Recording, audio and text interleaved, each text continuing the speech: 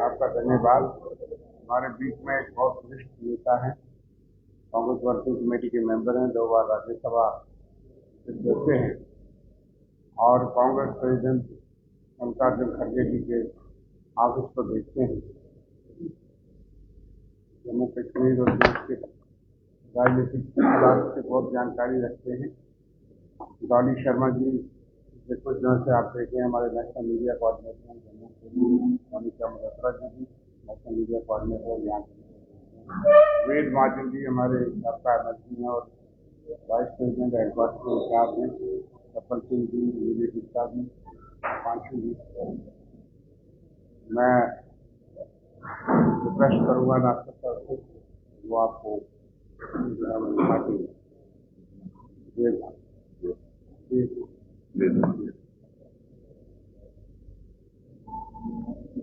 नमस्कार। आज की प्रेस कॉन्फ्रेंस में मेरे साथ में जम्मू कश्मीर के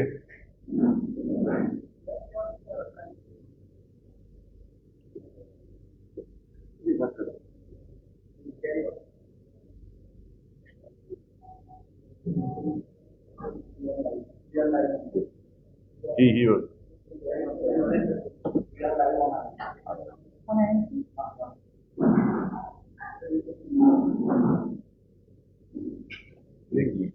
कर लेता।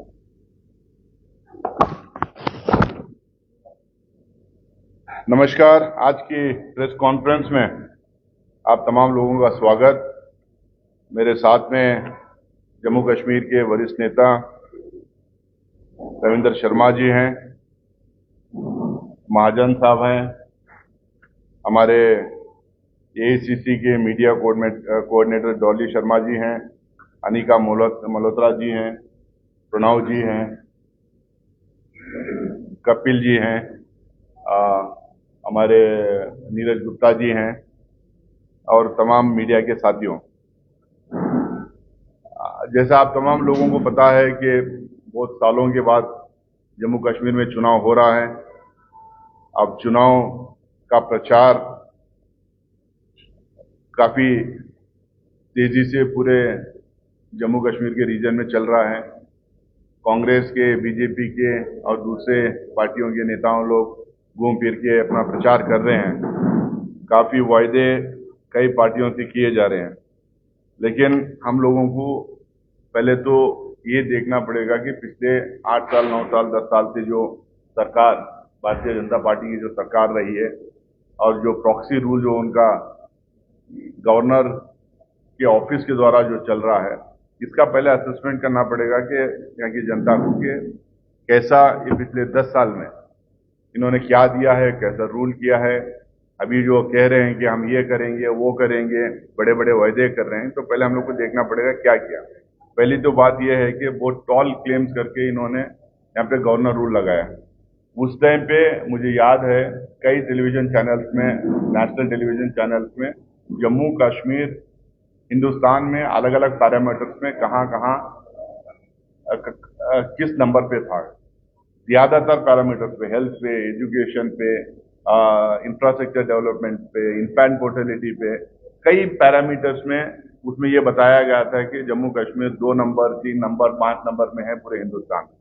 लेकिन आज मैं उन तमाम लोगों से, खासकर भारतीय जनता पार्टी के नेताओं से पूछना चाह रहा हूँ कि आज आप जम्मू कश्मीर में आके बड़े बड़े वायदे कर रहे हैं।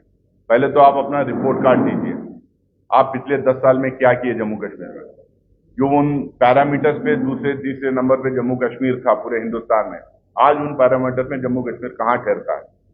हम बार बार क्लेम करते हैं कि यूपीए के टाइम पे हम 23 करोड़ लोगों को हिंदुस्तान में पॉवर्टी लाइन से उठा के ऊपर अबो पॉवर्टी लाइन में हम लोगों ने डाला था। तो आप बताइए कि 10 साल में यहाँ पे कितनी गरीबी आई, कितने लोग गरीबी के रेखा के से ऊपर आपने डाला है, या ज्यादा आपने यहाँ के लोगों को गरीबी के नीचे, गरीबी के रेखा के नीचे आपने धकेला है। तो ये रिपोर्ट कार्ड आना चाहिए। आप कह रहे हैं कि आके यहाँ पे जम्मू कश्मीर स्वर्ग जैसा है, स्विट्जरलैंड जैसा है, लेकिन लोग गरीब हैं। आप 10 साल में कितने लोगों को गरीबी रेखा के नीचे भेजे हैं और कितने लोगों को गरीबी रेखा के ऊपर भेजे हैं, इसका तो डेटा आप लोगों के सामने रखो। आप एजुकेशन सेक्टर में क्या किया है, हेल्थ सेक्टर में क्या किया है, कितने पुल बनाए, कितने रोड बनाए, अब कितने टनल्स बनाए। अब इसका तो डेटा तो देना चाहिए आपको, रिपोर्ट कार्ड तो रखना चाहिए। रिपोर्ट कार्ड इनके पास कोई है ही नहीं, लच्छेदारी भाषण, ब्लैंकेट स्टेटमेंट्स, अपोजिशन पार्टीज के नेताओं को और उनके फैमिलियों के खिलाफ अनप शनप कहना और जुमलेबाजी करके चले जाना। आज यहां पर हम बार बार ये कह रहे हैं कि आप इलेक्शन इतने दिन बाद करवा रहे हैं। आप लोगों को ये भी जानना चाहिए कि इलेक्शन अपने मन से करवा नहीं रहे। अगर इनका बस चलता और 5 साल, 10 साल, 20 साल जम्मू कश्मीर में चुनाव नहीं करवाते। सुप्रीम कोर्ट के डायरेक्शंस पे आज चुनाव यहाँ पे हो रहा है। सुप्रीम कोर्ट के डायरेक्शन पे आज यहाँ पे चुनाव हो रहा है।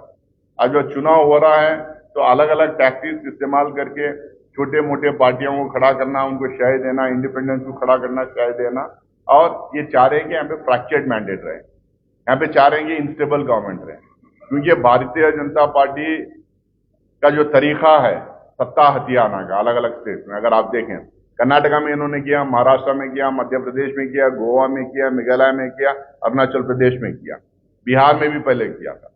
तो ये अलग अलग स्टेट्स में इनका जो तरीका देंगे, तो ये चाहते हैं कि या तो इनकी सरकार बन जाए, अगर इनकी सरकार नहीं बन रही तो इनस्टेबल गवर्नमेंट रहे, फ्रैक्चर्ड मैंडेट लोग दें, ताकि ये अपनी गवर्नर को वहां पे अपने गवर्नर को इस्तेमाल करके, क्योंकि ज्यादातर गवर्नर इन्हीं के हैं हर स्टेट में, सेंट्रल गवर्नमेंट द्वारा अपॉइंटेड हैं।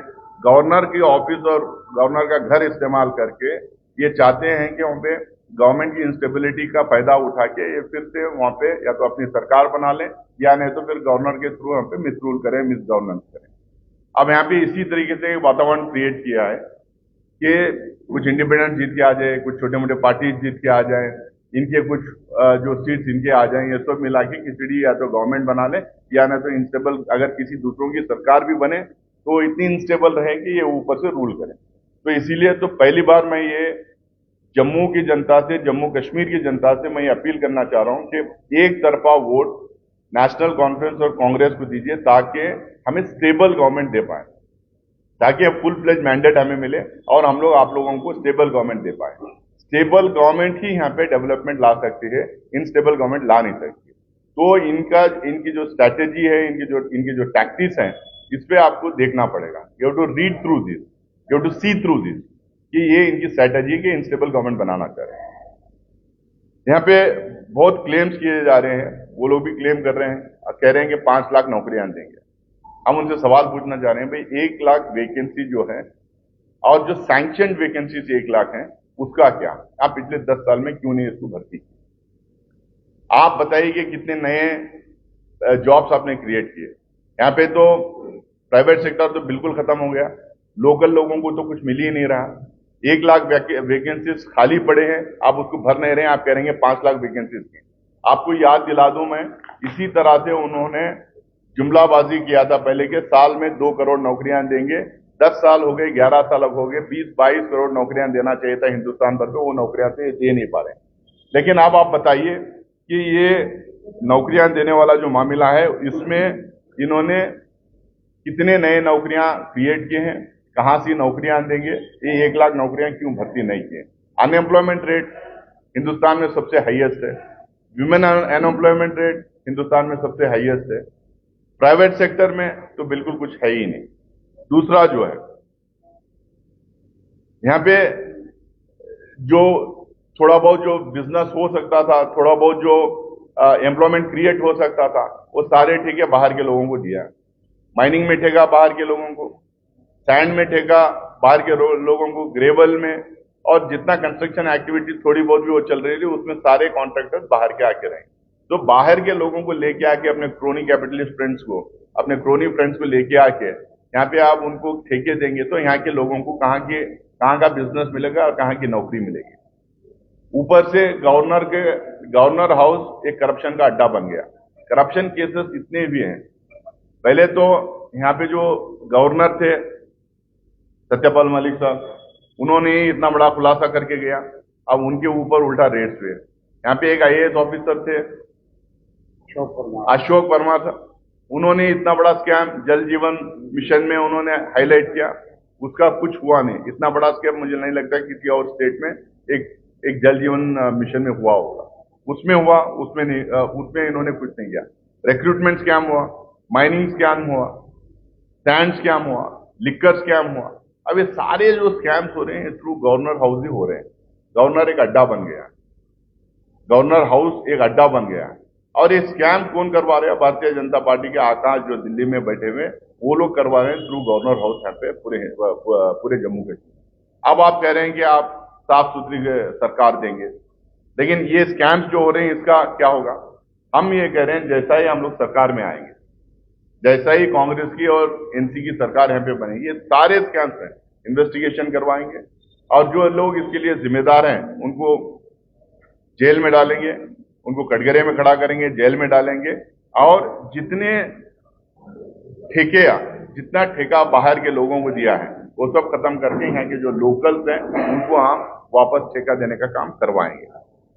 एजुकेशन का अब ये कह रहे थे कि लोग पहले अमित शाह पार्लियामेंट के अंदर, मैं था उसमें, पार्लियामेंट के अंदर ये कहे, कई जगह इन्होंने कहा कि ये बच्चे जो है यहाँ पे पत्थरे मारते हैं, स्कूल नहीं जाते, पत्थरे फेंकने के लिए बच्चों को इस्तेमाल किया जाता है। मैं इनसे पूछना चाह रहा हूं पिछले 10 साल में कितने स्कूल बंद हुए, कितने टीचर्स के वैकेंसीज क्रिएट हुए, कितना एनरोलमेंट कम हुआ? 4,400 स्कूल्स बंद हुए, 4,400 स्कूल्स बंद हुए और करीब 6,000 टीचर की वैकेंसीज खाली हैं, 6,000 टीचर की वैकेंसीज खाली हैं। हायर एजुकेशन में तो बिल्कुल कुछ पैसा इन्होंने लगाया नहीं। जो स्किलिंग सेंटर, जो सेंटर से 1,315 स्किलिंग सेंटर जो सैंक्शन किए गए थे, उसमें मात्र जो है 30% या 35% स्किलिंग सेंटर स्टार्ट हुए हैं। और गवर्नमेंट स्कूल्स में जो एनरोलमेंट होना, वो स्किलिंग सेंटर्स में जो एनरोलमेंट होना था उसमें 65,000 बच्चों का जो एनरोलमेंट होना था वो एनरोलमेंट नहीं हुआ है। अगर आप लगातार आप एजुकेशन सेक्टर में देखेंगे, आप पहले ये कहते थे पत्थरे मार रहे थे, आप कहते हैं भाई बच्चे जा कहाँ रहे हैं, स्कूल सब बंद करवा रहे हैं, टीचर्स है नहीं, एनरोलमेंट लगातार गिरते जा रहा है, तो अब ये बच्चे कहाँ जा रहे हैं? एजुकेशन पे आप कितना ध्यान दिया है, कितना पैसा हायर एजुकेशन में दिया है, कितने IITs और IIMs यहाँ पे लाए हैं, कितने कॉलेजेस और कितनी यूनिवर्सिटीज आपने खोला है, इसका रिपोर्ट कार्ड उनको देना चाहिए। और सबसे बड़ा जो इनकी देन है, सबसे बड़ी देन जो जम्मू कश्मीर के लिए है, ड्रग्स का जो मेनेस यहाँ पे जो फैलाया है इन्होंने, और इसमें जो नौजवान बच्चे, जो स्कूल गोइंग, कॉलेज गोइंग बच्चे, जो स्टूडेंट्स हैं, इनमें जो ड्रग्स जो फैला हुआ है, आखिरकार इतना ड्रग्स आ कहां से रहा है? क्या ऐसा तो नहीं कि गुजरात में जो मुद्रा पोर्ट में हजारों करोड़ों रुपए का जो ड्रग्स पकड़ा गया था, क्या ऐसा तो नहीं कि वो ड्रग्स यहाँ पे भेजा जा रहा है? मैं नहीं ये कह रहा हूं, सरकार यहाँ पे इनकी है, सरकार दिल्ली में इनकी है। 22-23 में एक JPC का रिपोर्ट, 22-23 में स्टैंडिंग कमेटी का रिपोर्ट है। स्टैंडिंग कमेटी किसकी है? सरकार की, सेंट्रल गवर्नमेंट की स्टैंडिंग कमेटी है। किसके बारे में बोल रहे हैं? जम्मू कश्मीर के बारे में बोल रहे हैं। यहाँ कौन है? यहाँ पे भी सरकार उनकी है, सरकार की या गवर्नर उनका है। 12.5 लाख बच्चे, 13.5 लाख बच्चे ड्रग्स से अब्यूज हैं, ड्रग्स में इन्वॉल्व हैं। ये ड्रग्स कहां से आ रहा है? इसमें इन्वेस्टिगेशन क्यों नहीं हो रहा है? क्यों इतना ड्रग्स जो आ रहा है वो पकड़ा नहीं जा रहा है? ये किसी अरे गहरे की बात नहीं, कोई जर्नलिस्ट से लिखने रहा, ना कांग्रेस पार्टी के लोग ये कह रहे हैं, ये स्टैंडिंग कमेटी के लोग कह रहे हैं। ये गवर्नमेंट ऑफ इंडिया के रिकॉर्ड्स में और पार्लियामेंट के रिकॉर्ड्स में दर्ज है। तो आप हमारे बच्चों को ड्रग्स के रास्ते पे आ डाल रहे हैं, क्योंकि जो ड्रग्स पकड़ा गया था गुजरात का, वो कहीं ना कहीं बिकना था और वो यहां पे बेचा जा रहा है। तो आप गवर्नर से मैं पूछना चाहता हूं कि, और सरकार से, सेंट्रल गवर्नमेंट से पूछना चाहता हूं, ये हमारे देश के बच्चे, जम्मू कश्मीर के बच्चे जो ड्रग्स के रास्ते पर जा रहे हैं, इनका आप क्या करेंगे?